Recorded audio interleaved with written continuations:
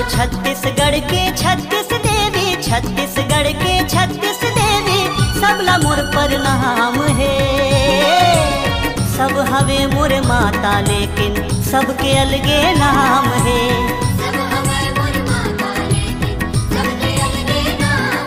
मोर चंडी दाई, मोर शीतला माई, मोर बूढ़ी माई, कंकालिन दाई।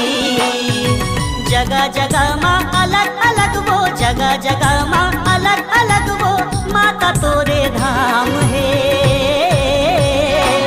मोर छत्तीसगढ़ के 36 देवी, सबला मोर प्रणाम है।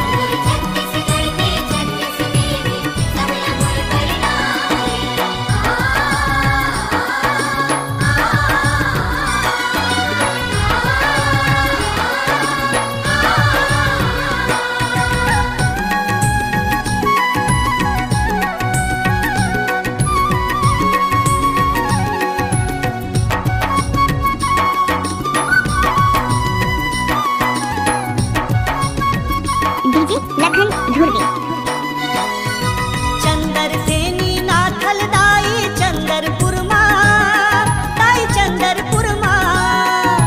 देवी बंजारी बन के बैठे रायपुर माँ, बैठे रायपुर माँ। रायगढ़ के बूढ़ी माई हावस रायगढ़ माँ, हावस रायगढ़ माँ। महामाया बन के बैठे दाई रतनपुर माँ, सजे है मंदिर ज्योत जलत है, सजे है मंदिर ज्योत जलत है, आदि शक्ति नाम है। मोर छत्तीसगढ़ के 36 देवी, सबला मोर प्रणाम है।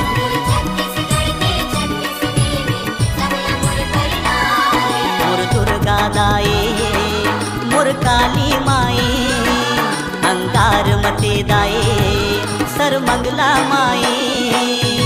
तै दुख हरनी तै बैतरनी, तै दुख हरनी तै बैतरनी, चरण मचारो धाम है। मोर छत्तीसगढ़ के 36 देवी, सबला मोर प्रणाम है।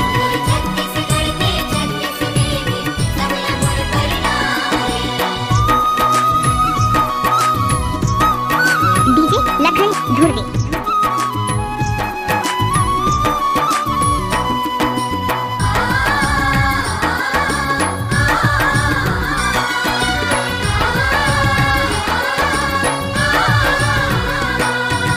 बस्तर माँ बस्तर हिन दाई, बन के बिराजे तै बन के बिराजे।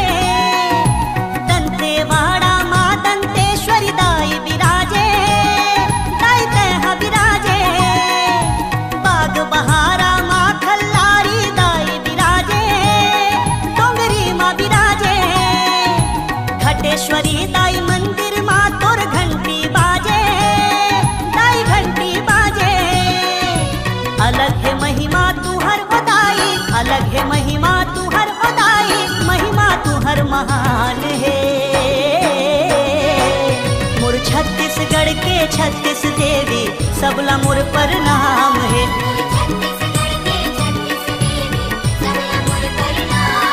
माँ मोर समलाई, माँ मोर बमलाई, माता मोर लक्ष्मी, सरस्वती उदाई।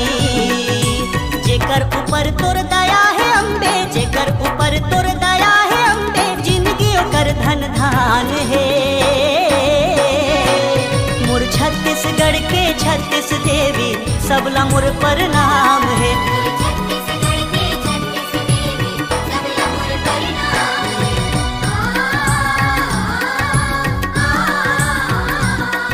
दाइयो